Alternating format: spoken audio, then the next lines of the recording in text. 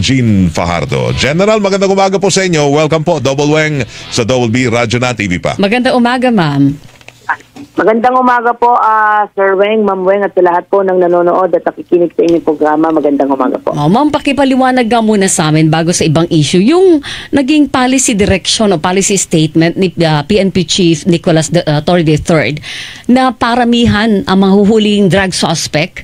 Tapos yung dami na mahuhuli, magiging basihan na po ng promosyon ng mga pulis. Kasi yun ay po yung nagdulot ng pangamba at pumalma kahit po ang Commission on Human Rights.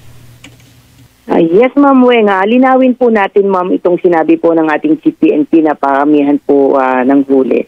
Unang-una, Ma'am, ay hindi lang po ito limitado, Ma'am, sa drugs po. Ito po ay sa pangkalahatan na anti-criminality efforts po natin. Dahil ang sinasabi nga po niya, ano ba ang pangunahing trabaho ng pulis? Yun nga yung magpatupad ng batas, siguraduhin na ligtas at payapa yung ating pamayanan. At the only way na we could ensure na magiging ligtas ang ating mga mamamayan ay kung manghuhuli tayo ng mga kriminal sa daan.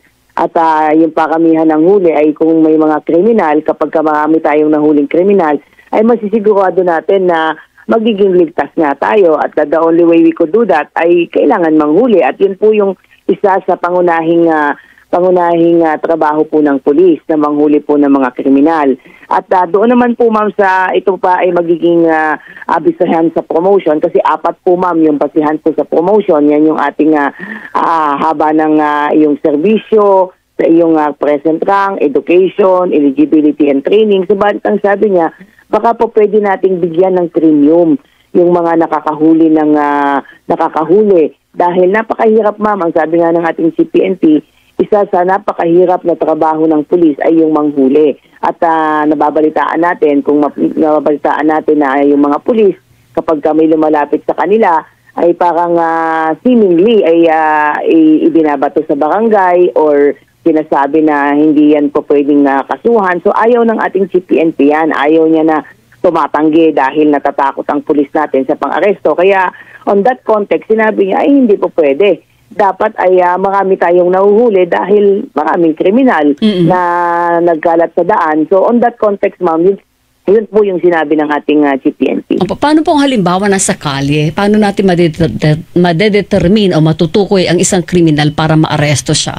Kasi ang feeling ng iba, baka pati yung bagaan siya ay maging cause para maaresto ito, tapos makasuhan ng ibang kaso para lang mapalabas na merong talagang lehitimo na huli ang isang pulis. Pangalawa, Ma'am, baka daw dumami yung fall guy. Unang-una, Ma'am, ay malinaw yung sinabi ng ating CPNP na dapat ang mahuhulihin natin ay may basihan. Hindi tayo huli ng mga inosenteng tao na makita lang natin sa daan ay huhulihin. Dahil